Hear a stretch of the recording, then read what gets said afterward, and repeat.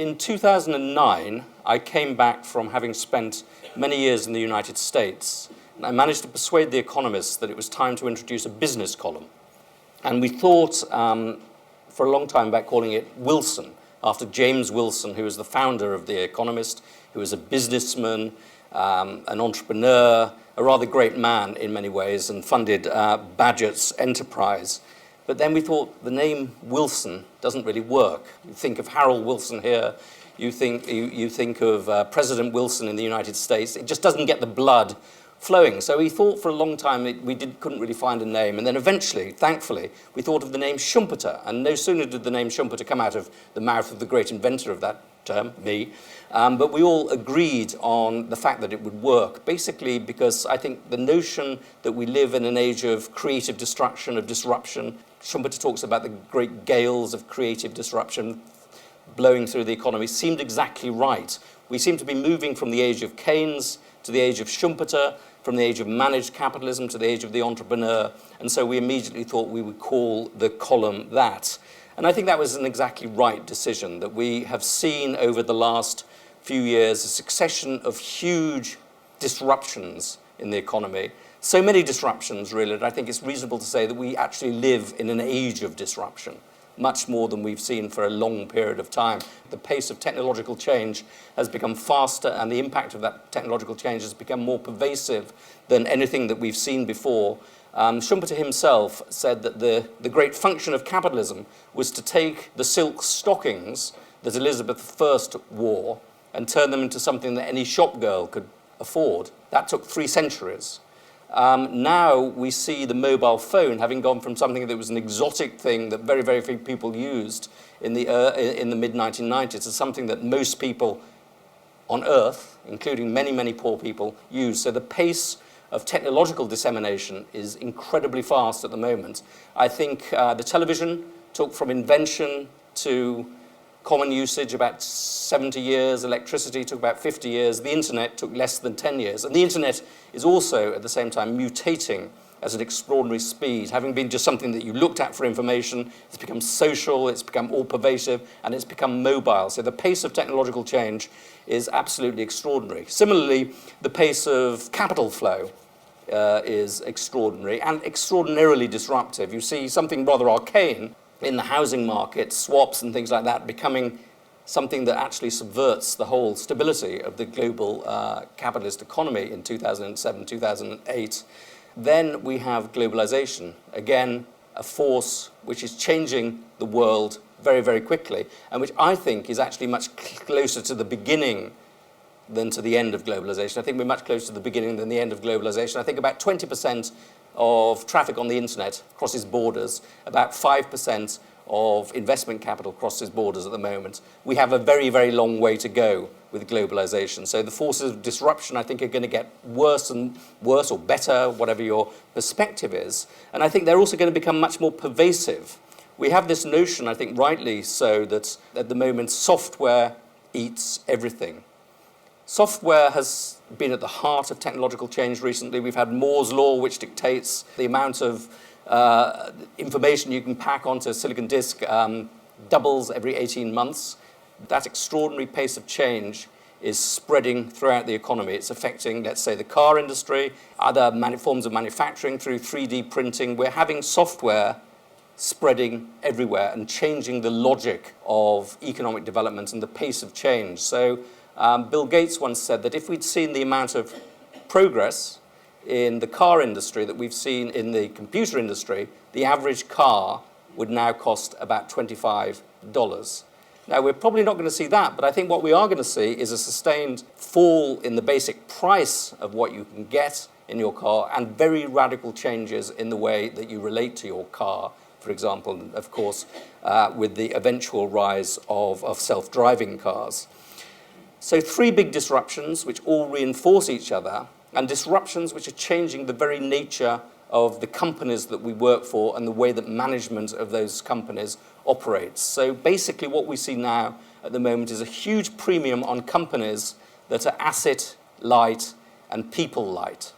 So if you go back to 1900, the biggest company in the world, US Steel, employed 750,000 people. It employed more people than the US Navy and Army combined. If you look at the sort of companies that are today driving the global economy, they employ very, very few people. I think Google is a giant, really. It employs 50,000 people. Facebook probably employs 8,000 people, Twitter about 3,000 people. So very, very small numbers of people. Big hedge funds, I call them big hedge funds in terms of the amount of money they control, but the number of people they employ is very, very small. These are incredibly flexible institutions. They can change very quickly. You look at the way that Facebook adapted to the mobile revolution, look at the way Netflix cannibalized itself to be a streaming company. So these central institutions in our lives changing. The central drive is to have as little commitment to people or place as you possibly can. I think the really interesting trend that is going on in this world now is the world of Uber, is the world of contract-based companies, which essentially are ways of arranging transactions between me, a person with a car, and an opportunity. Essentially, companies are just becoming intermediaries. They're disappearing entirely. They're becoming facilitators of transactions. So you get a spot market in talent, a spot market in opportunities, and no real organization, the virtualization of all organizations, and a constant pressure for that to be the basic model whereby the world is organized. And you're seeing this all the way in professional services, in food delivery, in all sorts of areas of the economy. I think in many ways that will become the employment model of the future. We're also seeing, and I think it's something that affects the middle classes more than anything else, which is really the end of guilds. The middle classes have tended in the past to be rather successful at shielding themselves against Schumpeter's four scales of creative disruption by creating guilds which were very well managed, which you did a lot of work, perhaps for pretty low pay when you were young, but you got some security of tenure and you stayed within these guilds for the rest of your life. Those guilds are being ripped apart, starting with consultancies, which are increasingly getting rid of the partnership model, increasingly being driven in a much more competitive way. Looking at universities, where you have a much, much smaller declining group of people with tenure and basically a large number of sort of information serfs who work for the professors at the top of the system. So a hollowing out of those guilds. Also the public sector, which is traditionally a very well protected guild, is beginning to change, is changing actually quite rapidly. I think under Cameron, the number of permanent civil servants has declined by 17%.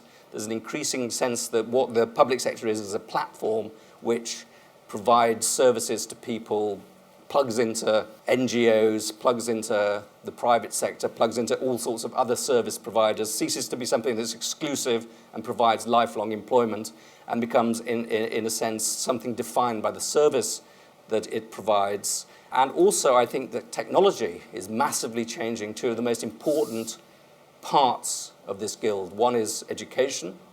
Increasingly, education is going to be something provided over the internet, provided over the tablet, much less by personal contact, and indeed medical provision. Increasingly, particularly for congenital problems, people will be monitored by remote control, monitored over the Internet of Things, and will not have the sort of constant contact with doctors that they did in the past. So this big guild that's been at the very center of our welfare society is being reinvented at the moment. So I think if I want to stand back and look at what this technology-driven, capital markets-driven disruption means, I think the best way to do that is to look at the world from 1945 onwards, look at that world and look at what's happening, what's different about that world now. And I think that world was defined by managerial capitalism, which was put in place after the Great Depression, by really an alliance between big government, big trade unions, and big companies, big industry. It was defined by a Western-focused sort of capitalism. It was focused on the United States primarily, but also on Europe, as Europe reconstructed itself after the Second World War. And it was defined by a sort of control, a sort of way of organizing society which focused most importantly on long-term stability, on a long-term future. And all of that sort of capitalism is being destroyed at the moment. We're seeing a big shift from managerial capitalism to entrepreneurial-based capitalism, the idea that companies can be created from nothing and can become dominant companies very, very quickly. We're seeing a shift away from the dominance of the United States and Europe towards the very rapid rise of emerging markets, particularly Asia, but emerging markets everywhere. And we're seeing, above all, and I think this is particularly important at the moment, what's going on, is the collapse of the Keynesian consensus, the old social democratic consensus. As I said, we used to be in the age of Keynes, we're now moving towards the age of Schumpeter. We also used to be in the age of consensus politics, governed by these big institutions, big labor, big capital, and focused on stability. And now we're moving towards a world which is much more volatile than that. We're seeing much greater volatility in politics, with the rise of anti-political parties, the rise of minority political parties. We're seeing much more skepticism about big politics, about long-established machine politics. In Britain, 20% of people, adults, were basically members of political parties. It's now about 1%. The Conservative Party, I think, has gone from 3 million members to now about 130,000 members. So a collapse in these big institutions, a collapse of faith in politics as a solution to people's problems, and a rise in volatility. All of this taking place against the background of a shift in wealth and power towards the emerging world, and a rise of entrepreneurial as against managerial capitalism, which creates a very volatile background, I think, to the world. So that's what's happened. That's the result of disruption. Many people, particularly the winners from this process, have been very blasé about what it means. If you go to San Francisco, you have all this tech crunch stuff. You have something called Disrupt San Francisco. You have the endless celebration of disruption. I think it's right to celebrate the potential and the power of technology, but disruption is also rather disturbing. I met somebody in San Francisco who said that he'd worked for a disruptive organization, but that disruptive organization had been put out of business by another disruptive organization. So he was thinking of a disruptive business model to disrupt the disruptor.